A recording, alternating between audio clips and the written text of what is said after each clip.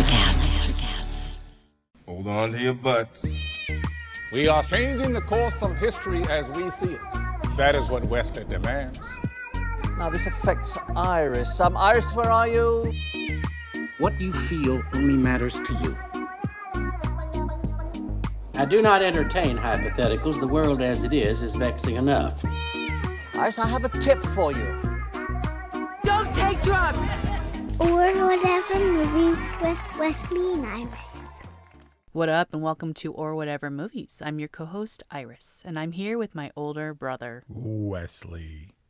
That was weird. What was that? What was that? I'm not sure.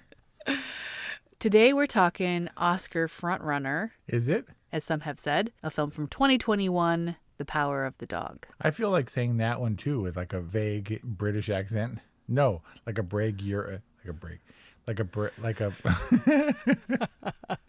like a vague Euro accent.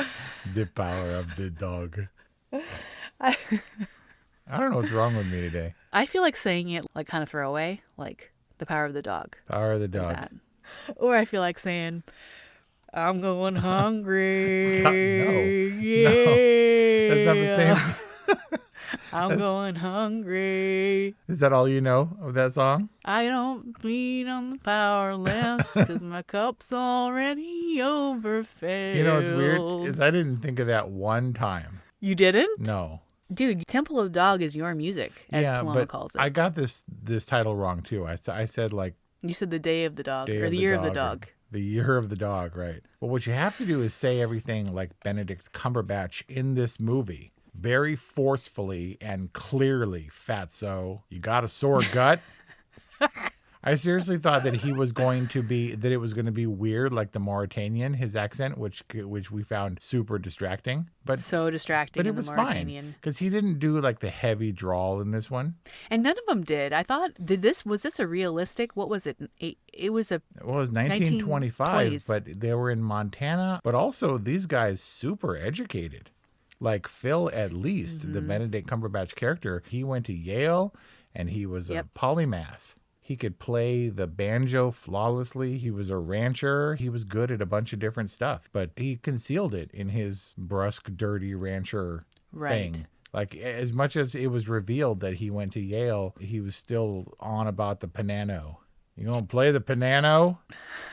Which I thought was a subtle jab at her and her podunkness. Right. And kind of an affectation, but he definitely was a contradiction in many ways. But he was, he's a wealthy ranch hand who works tirelessly as if he was working hand to mouth. Every single day. Every day, leading these people, driving the cattle. And it was curious to me that he was so hands-on, whereas George wasn't. And I was wondering, does George think that he's better than Phil, or does he not want to get his hands dirty? He's like wearing a suit, whereas Phil is wearing dirty rancher clothes and chaps and stuff. Furry ones. Very furry ones. But George, it turns out, it didn't appear that George felt that he was superior to his brother. If anything, he felt like he was maybe even inferior to him, or at least unable to stand up to the power of his brother.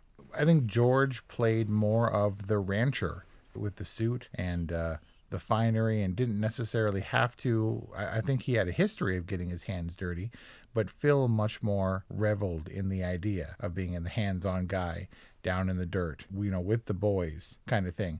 But he made no secret of the fact that George, where were we 20 years ago? You were fat, stupid, couldn't get your act together, couldn't go to school kind of thing. And I saved you, and Bronco Bill saved you, and Bronco Henry. Right. They started in the same place, and they took diverging paths, but strangely embraced roles that were contradictory. They both started from the same place, but Phil ascended to a position of intellectual and educational superiority, and then kind of went back to the land. You know what I mean? Where George utilizes his position for the steady climb to society and fine clothes and being able to speak at dinners and stuff and meet with the governor and courthouse maidens or whatever. And yet, didn't you get the sense that Phil revered George? Well, it's strange because anytime Phil came into a place where he had to make an emotional decision, he would overcompensate and retreat, like enfold himself in this perceived masculinity. He got really aggressive, and this idea that his brother might be taken away from him, he seemed awfully upset about that after kind of berating George the whole time. And likewise, I didn't really understand why George felt compelled. Like, why was he beholden to a brother who was obviously disdainful to him and kind of accepts his role as a total jerk wherever they go? I think that he was under the power of the dog. I mean, maybe I'm too literal about this, but wasn't Phil the top dog? I mean, he asserted himself amongst his men, in his household, that he was the one who wielded the power. Absolutely. If nothing else, he was the loudest voice, the squeakiest wheel. Right, and maybe that was his super masculine facade, concealing some other secrets or persuasions, which we can get to. But it seemed like Phil did wield or did exert a special kind of power over George. At least George allowed it in the sense that, like, he understood that they were kind of connected and that he was going to be saddled with Phil, basically, as his lot in life until that came to its natural end.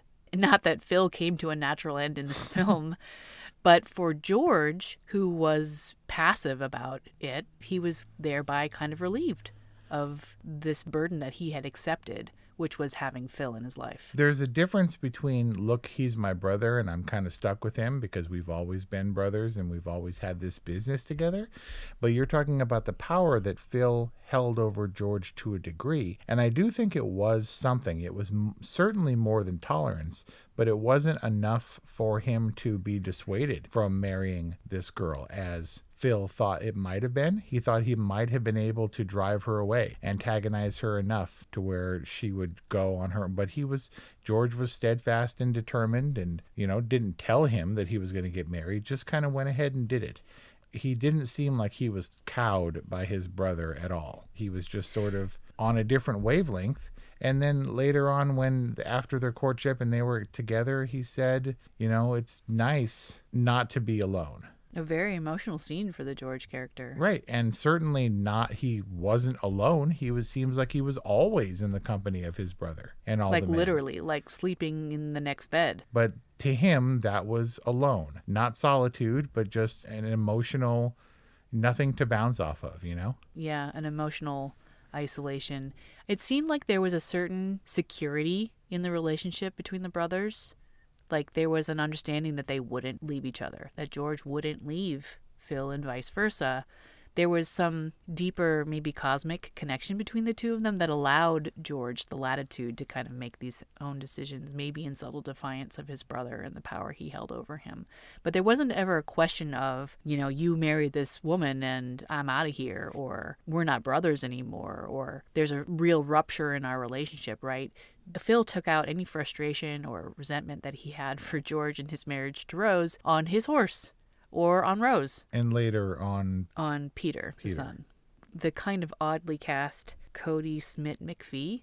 Yeah, he seemed like the most appropriate cast. This is not the first gay character that Benedict Cumberbatch has played. Nope. He was Alan Turing in The Imitation Game. Garnered him an Academy Award nomination. Right, and also he played the kind of gay Sherlock Holmes. No, he had some emotional suppressing thing that logic was key. And reason was trumped all emotion. Arthur Conan Doyle's Sherlock Holmes had the same thing. It seemed as though he were just kind of asexual, incapable of romance. They never suggested anything between he and Watson, and he had the lady who was the lady of his life that he never actually got romantically attached to. However, the Guy Ritchie Sherlock Holmes did skew a little bit more into that territory. The Robert Downey Jr.? Right, and when the Jude Law Watson character went to get married, Holmes was very threatened and antagonized her, used his superior intellect and logic to put her down. And she was super offended and threw wine in his face and smacked him and stuff. But it was implied that his spiritual, emotional connection to Watson was something that he would go to any lengths to preserve. Mm-hmm. And that's the Sherlock connection, even though it's not the same Sherlock.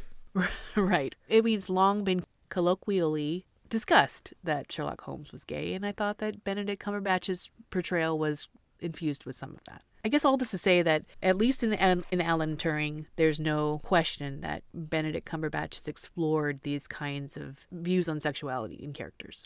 So he talked about it. Benedict Cumberbatch talked about Phil and what Phil's deal was. And he said that Phil never got to a place in his life where he understood that aspect of himself, but that he, Benedict Cumberbatch, looked at the character of Peter and recognized that Peter was so far along in his journey, like it wasn't a big deal to him. I asked myself, why would Peter cross that gauntlet to go and look at the birds in the nest with everybody catcalling him and stuff and calling him names? Like, why would he subject himself to that? I asked that same question to myself. Why? And Benedict Cumberbatch seemed to suggest that he didn't concern himself with who he was or how perceived he was, while the slights to him by Phil were completely obvious. You know, the lisping and all the stuff and the mocking and saying, what fine woman did these flowers? And the Miss Nancying, he called him Miss Nancy when he arrived. You never saw like the pain on his face.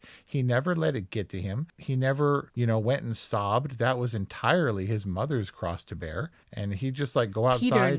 Peter was unflappable. Right. He'd all be insulted and stuff. So he went out and did like the gayest thing anyone's ever done, which is like hula hoop in the dark. He didn't care. I don't know that it was a conscious realization. He just was effeminate. And obviously that never came to pass. He didn't really lust over Phil and maybe kind of likewise. Although ultimately when it came down to it, I was a little bit confused about everyone's motivations. And by then, Peter was in a completely different place that I kind of didn't expect. In that moment when Phil is finishing the rope and they're sharing a cigarette and Peter is watching him like a hawk, like a predator. I have to be honest, from the outset, I didn't know what he was planning to do. And in a weird way, this movie bears a second watching. Everything would be much clearer. So much so that Kelly reminded me of the voiceover at the top. How could I not protect my mother? That kind of thing, which I had almost completely forgotten about in connection with the events. He was disembodied. I didn't have any concept of that character. He wasn't introduced right away. It wasn't totally clear. Yeah, I didn't think about it either until you just brought it up now. But I was aware of the genre shifts of this film, and we certainly weren't set up for a thriller, which is ultimately what this became in its third act. Like, it started off as a Western, and then it kind of shifted into a domestic drama, and then it became a thriller. And I don't think that anyone really anticipated that turn in. Right. And as it turned, I didn't even catch it because I was not on the watcher train for this one. It deceived me with this laid back, kind of Western ways. And they were just moseying through this movie. And there were long shots of him walking through the barnyard. And all of a sudden there was intrigue. And I was like, wait a minute, I missed a step. I think that was kind of intentional. It seemed like Jane Campion kind of lulled us into a false sense of security so that when Peter started setting his plan into motion, we were oblivious. And then suddenly the axe falls and we were like, and I was going to say, and then we were like frogs in the pot, but that's way too many.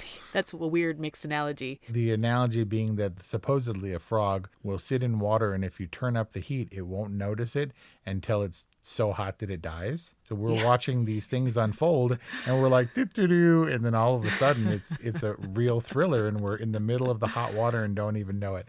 It should be obvious to everyone that neither of us read the book. It was a relatively obscure book that someone had recommended to Jane Also Campion. An old book. Yeah, but apparently it is much clearer. Benedict Cumberbatch recommends this book, and there are journeys and stuff that the characters go through that make their arcs a little bit more clear, as all books tend to do.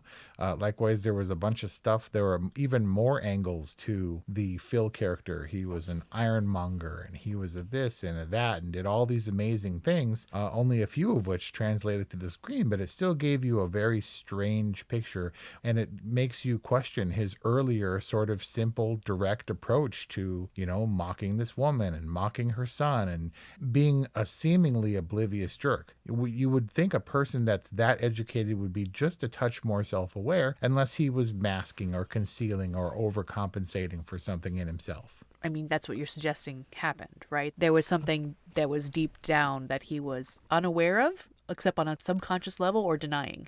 Well, self-care is important, right? And you crawl through the little hollow into your secret garden and you bathe and like smell flowers and lie in the grass and stuff. And that's all fine. And then he pulled the thing out of his junk. It was all like this delicate cloth thing. And we were looking at the initials. And this is how oblivious we were. I don't know about Kelly because she came a long way in this one. But I was like, BH. And she was like, what's the kid's name? What's like, who's the BH? And we were so disconnected from the obvious reverence to Buckshot, Hogarth, or whatever. Bronco Henry. Right? Henry. You mean the name that was literally stamped on or etched onto a brass plate and mounted in his barn? With the saddle that he made him ride all awkwardly. And so I don't know. I didn't catch on. And then it became more obvious because Peter's character was a bit more obvious. And he crawls through the thing and, he's going to spy on him bathing or whatever. But he didn't. He stood there. It was not sexual. It was, and he also wasn't shy. And he also wasn't like, would you like to join me? He like yelled at him and chased him away, like all dong flapping, and like ran him off. It was very weird. And the relationship between Peter and Phil changed so drastically. Like he clearly antagonized him.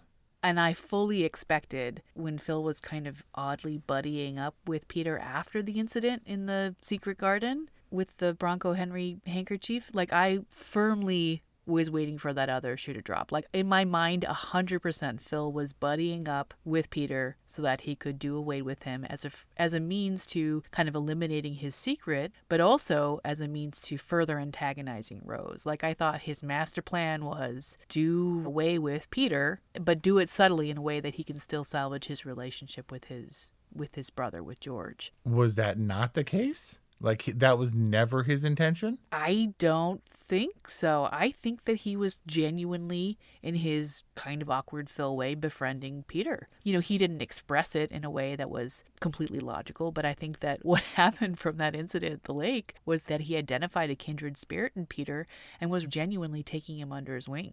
Life is hard, but finding a really great podcast makes the days go by so much easier. Hi, my name is Blue Telusma. I'm a writer, an emotional intelligence coach, and the host of Humanize with Blue Telusma, a podcast where we believe that when you humanize everyone in the room, a great conversation is almost guaranteed. Join us every week here on Electricast as me and my guest co-hosts unpack big topics and interview even bigger personalities with a sense of humor and a dash of mischief. If you're looking for a new best friend in your head, we've got you covered. Electricast. And so Peter took everything that happened to him, it seemed, in relation to Phil at face value. Did he? I came upon you in your secret place or whatever. I got run off. I'm scared. Oh, now let's go buddy off in the woods or whatever and like talk against a rock. And he's like, okay. Until he didn't. Yeah, but then Rose was clearly distraught at the idea of her son going anywhere with Phil. And maybe I was really channeling her. Maybe I was really like siding with Rose, like, yeah, this is a really bad idea. Well, it was a bad idea because we saw how clearly hateful he was, how much he antagonized Rose, how clear by Johnny Greenwood's score that there was trouble brewing. There were like the tense violins. And I'm sure you watched this with subtitles and it was like tense music. Or like pensive strings, and you're like, uh-oh, something's happening. Playing banjo expertly. Right. But the music was pretty tense, and, it was not unlike There Will Be Blood, a lot of which was driven by the score. It was a lot like There Will Be Blood, also Johnny Greenwood. Yep. And also kind of a slow burn Western. Are Westerns kind of like zombies? There's like the slow zombie, there's like the slow Western and the fast Western? For sure. There's the gunslinging Western. I don't think, did anybody show or fire a gun at all in this movie? I don't think so. So, I mean, it's also pretty late for a Western. 1925 was 40 years after the glory days of the Old West. This wasn't the Wild West, per se. This was like the settled, ranchered West. This is the slow New Zealand West. But I definitely consider this a Western, even though it was set in the time and looked, I guess, appropriate enough. Yeah, so Jane Campion's from New Zealand. She's right. she's a Kiwi. Uh-huh. So this is kind of like akin to a Paul Greengrass News of the World international take on a Western. A gorgeous landscape, very languidly paced. Definitely a bit of a slow burn until it wasn't. What would you say about the acting? So I thought, boy, Benedict Cumberbatch is hitting it really hard. He's so obvious and heavy-handed in his approach. I thought it was a little bit overacty. And then I kind of understood why that was. I actually thought that there was something more complicated with the old lady and the old gent and the fact that they were supposed to be brothers. I expected fully for them to be like a Thor, Loki, one of them's adopted because they don't look anything alike kind of vibe. Yeah, this whole movie was like filled with families of people who don't look alike. Right? And honestly, they would have looked just a little bit more alike. There were some casting changes. Benedict Cumberbatch has a distinctive look, and originally up for the role of George, speaking of There Will Be Blood, was Paul Dano, who looks much more like him. And then someone else was going to be in the role of Rose, and I cannot remember who it was. I think that what's her face would have been great in this. A young Naomi Watts. I mean, sure. Is it just a blonde thing? You know, the really tore up thing. So speaking of blondes who are all tore up, it seemed to be implied that Rose's husband died because he drank himself to death. He was definitely a suicide. Right? Maybe this comes from the book, but Kirsten Dunst said it doesn't really make sense that Rose, because of the antagonism, would take up drinking. And that didn't seem terribly clear to me, that it established that Phil's appearance and continued involvement in their lives, being he was the brother of the man she was, engaged to marry, ultimately did marry, was not going anywhere. And so she was turned to drink, even while he antagonized her from the window upstairs. I mean, that was terrible, and I felt so bad for her. She was kind of in such a pathetic state of her addiction, but that was pretty clearly spelled out when she takes the drink from the umbrellaed cocktail after the failed piano concert. Like, that was the beginning of the end, or that was at least the beginning of her dealing with the Phil antagonism with alcohol. It felt like an end, right? Didn't it feel like she was going to get all liquored up and do away with the crass brother and then, have to face the judgment of her husband and stuff? But when he died, then that was kind of the end of the problem. Was she capable of stopping at that point? Because they didn't and there was no resolution. He was just out of their lives, and I guess they were going to be okay. That was the impression I got, right? Well, at least that's what I read off of Peter's face. Yeah, I didn't see good places for Phil to go, because the role that he should have played in the family, where they had expectations of him being socially graceful, and he was just a jerk to everyone involved and kind of killed that party and just kind of roaming the ranch all stinky and stuff. Like, he was just going to be a thorn in everyone's side until he wasn't. Yeah, I think so. And for some reason, because of the power he held or whatever, they were all kind of oddly accepting of it. Except for Peter. I think his plans were set in motion a lot earlier than we kind of assume. You say that Peter was taking Phil's actions at face value, but at a certain point that turned, and Peter had his own motivations. No, clearly. But that was my impression. I was like, well, why would he trust this dude who suddenly wants to be his buddy? How do you know that he doesn't have his own nefarious plans? Should we spell out, so that just to make sure we're on the same page and for our audience's benefit, what we think actually happened between Peter and Phil? Sure. Go. Me? Like, what happened in the end, or the whole arc? In the end. Well, I certainly understand that Peter went deliberately looking for, and he found a dead beef, a dead cow, and then he put on gloves very deliberately, cut the strips, brought them back, because they reinforced this anthrax thing, which wasn't terribly clear to me, several times throughout the movie. So he hung the strips to dry, and when seemingly disconnectedly, his mother, where Phil was strangely attached to these hides, which indeed George confirmed several times were just going to be burned, refused to even allow the Native Americans to have those hides under any circumstances. It was like his pre-constructed, discrimination or whatever.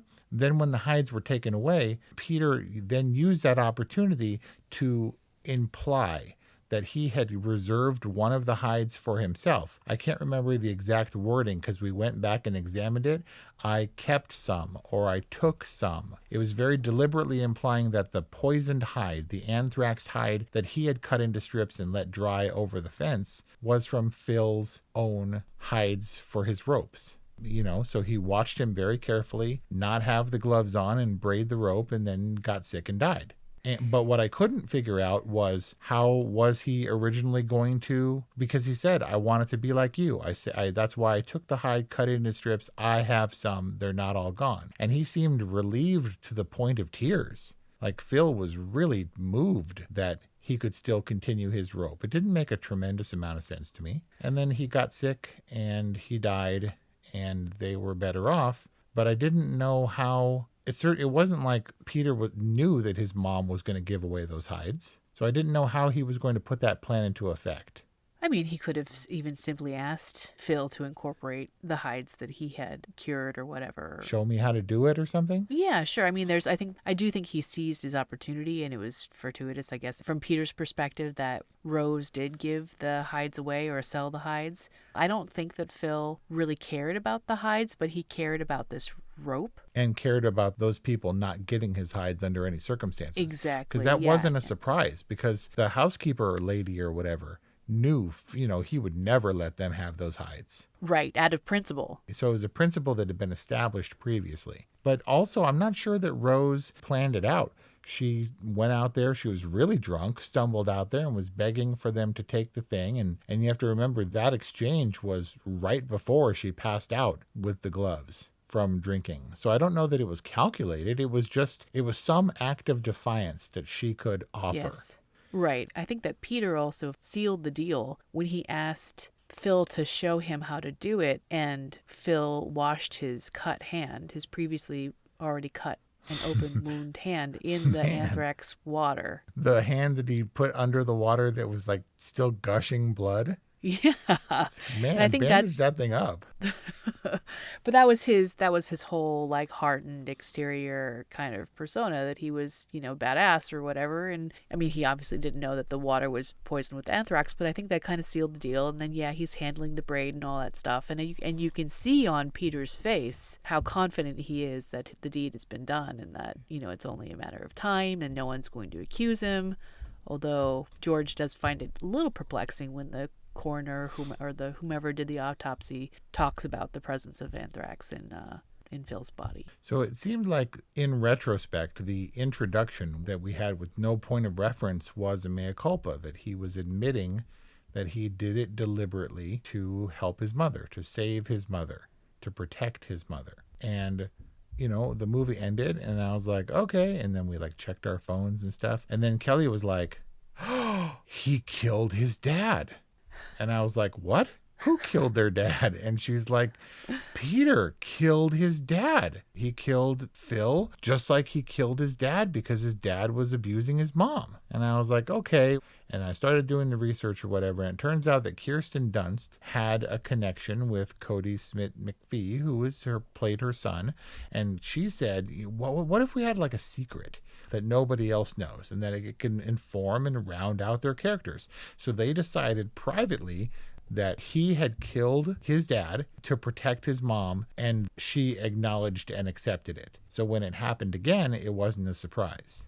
You're saying that Kelly intuited that from their performances? Yes. Kelly was like, go back to that scene. And he said, I'll do it so you don't have to do it. I'll do what? Exactly. I didn't know what it was at the time. She might have been reaching, but she reached in the right direction in the dark. But was it Jane Campion's intention that line was suggesting that they were in cahoots to kill Phil? No. So what is he saying when he said, I'll do it? What did he say? What did he mean when he said, I'll do it? He was going to take care of the problem that she had that was driving her to drink in desperation, meaning I'm going to get rid of Phil. Or in general, I'm going to take care of you. I guess so. That's how I read it. Even though he was kind of a kid, that he was going to be a man and he was going to take care of his mom. That's really interesting. I mean, I find that this conversation is a lot more interesting than the movie itself. I intuited a lot about it. It did cause me to think. There was a lot of shifting dynamics and all that kind of stuff. But ultimately, I found it to be kind of a boring movie. I sort of am with you in that I don't think the progression of this story felt very organic. There were several times where I was like, wait, what? I couldn't discern the motivation between Phil being so outwardly aggro and then taking on kind of a big brother role. I didn't know if he was going to kill him or kiss him. And I didn't know who was going to do what to whom.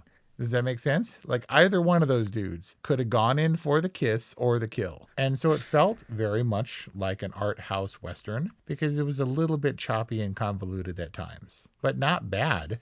I wasn't bored, but the journey there wasn't always a smooth acceleration. It was kind of like I was being held there by the power of this movie. It's kind of perplexing to me, The Power of the Dog. I firmly left this movie experience being like, that was a boring ass movie. And now all of this stuff is revealed. There's so much to explore and it's quite packed in there. So it's kind of a weird thing because I'm going to give the Oscar frontrunner for 2021 a boring. Really? And yet it inspired a very interesting conversation. It was just I kind of felt like I was being held against my will. The themes, I guess, are relevant. We needed them to fill out the whole picture. Like we never got to see Bulldog Harvey on screen. All we could just kind of heard about him. I'm not entirely sure that it necessarily should have mattered for us to get an understanding of every one of these character motivations, but I don't think it would have hurt. You don't want your murders to be ambiguous and confusing. I mean, just kind of like a lot of really discordant notes up top, like non-contextual scenes kind of strung together. I don't know that the last 15-20 minutes can make up for the setup, which was delivered in this really discordant manner. I'm repeating myself. I think that I'm feeling really insecure in my review, but I'm going to hold on to that post-movie feeling and kind of plant my flag, but also say that there's a lot of interesting stuff going on here. Yeah, I'll say it's an all right movie, but it did come with its frustrations. It's just there was enough in the character motivations, and I loved every actor involved, so that it lingered enough for me. It's just kind of whatever they want to throw at me, and, it was all right what they did. What would Buckshot Hank do? I think that was the closest you got, the whole review of Bronco Henry. So there you've got it. An all right from Wes, a boring from Iris. That's the end of our discussion on The Power of the Dog. We want to hear from you, what you think about it. So hit us up, 818-835-0473 or whatevermovies@gmail.com. Thanks for listening, and we'll see you next time. Are you a fan of classic cinema or a young person who wants to discover the best films of all time? Do these legendary movies still hold up? On the Generation Film podcast, two guys who grew up when movies dominated the culture share a great film with a panel of young movie lovers and see how it plays for today's generation. We discuss changes in storytelling styles, representation, the making of each film, its initial reception, and how its meaning has changed over the years. Join us as we explore cinema classics across generations on Generation Film. Electricast. Hi, I'm Mark. And I'm Peter. We're the founders of Electricast Media, bringing you great podcasts like Nightmare Road Stories, Tech Talk Revolution, and Bodacious Minds. Electricast networks include Ruby for female empowerment, the Best Business Network, and GPN for geopolitics. We built this company to create community and amplify diverse voices, and we really appreciate your support. So, keep listening to Electricast podcasts and hear the culture. Electricast.